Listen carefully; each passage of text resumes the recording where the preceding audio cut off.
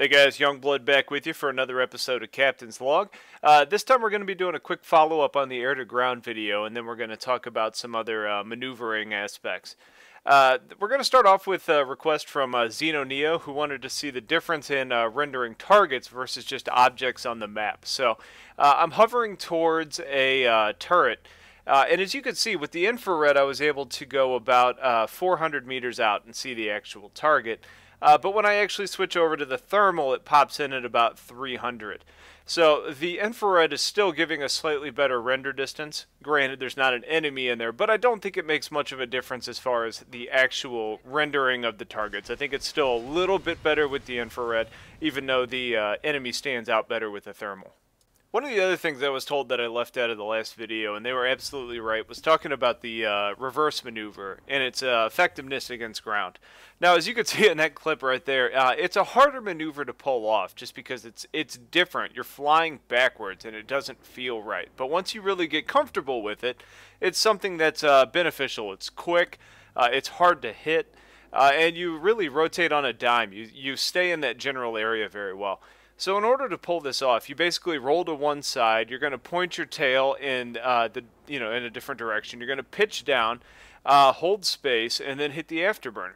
Now, that sounds like a lot, but the big thing here is if you've got pitch down, bind it onto your mouse, it makes it a lot easier to do. I had the timer up there so you could actually watch it, and you could see that the time it took was 3:35.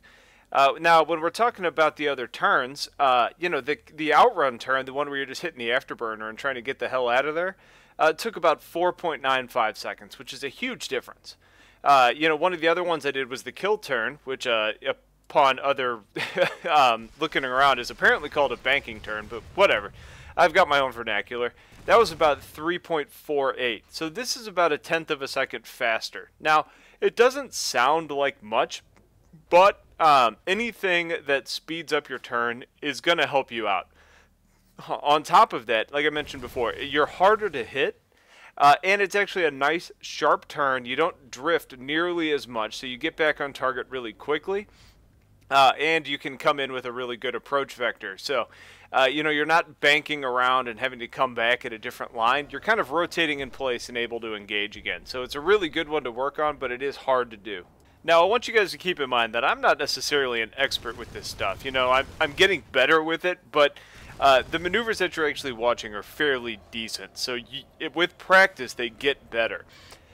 Speaking of with practice, learning to fly almost in reverse is really beneficial. And you can see here, I'm actually circling a biolab.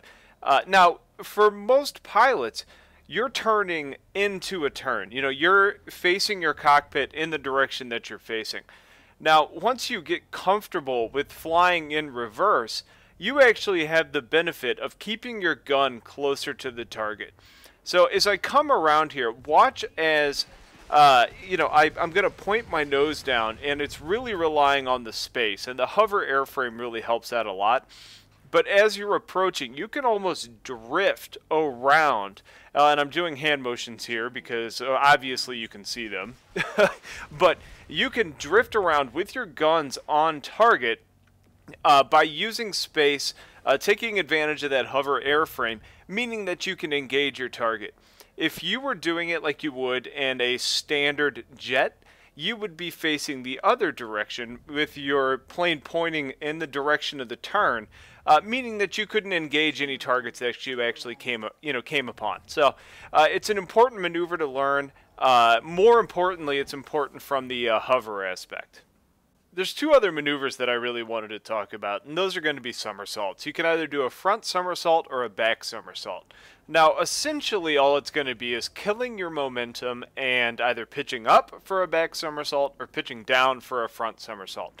Now, they both have their places, but for some reason, I struggle with the back somersault because I have a hard time getting back level.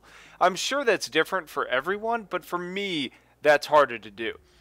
Now, the nice thing about the front somersault is that it seems to be the quickest maneuver hands down.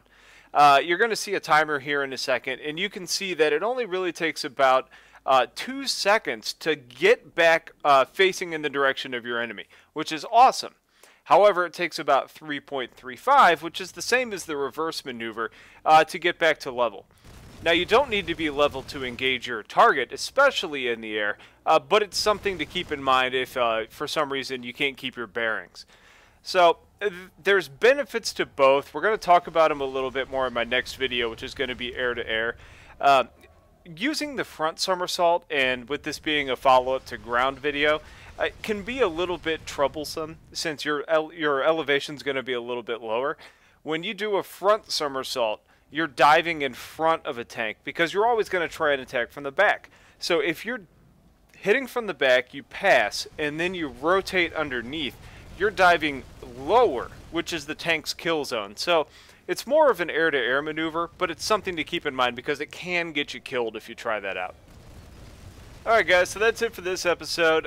Stay tuned for the next one where we're going to start talking about air-to-air combat. And that's going to be engaging ESFs and Liberators and Galaxies, not to mention best setups and all that sort of stuff. So if there's anything you want to see in that video, please go ahead and drop a line and I'll make sure I cover it so I can stop harassing you guys with these follow-ups.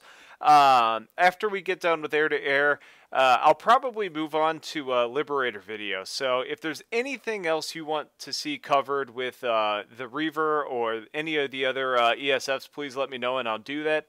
As always, guys, I appreciate you watching it. Thanks for all the subs I've gotten so far and the likes. If you haven't subscribed yet, please go ahead and hit that button. And until next time, I appreciate it all, and I'll talk to you guys soon. Take care.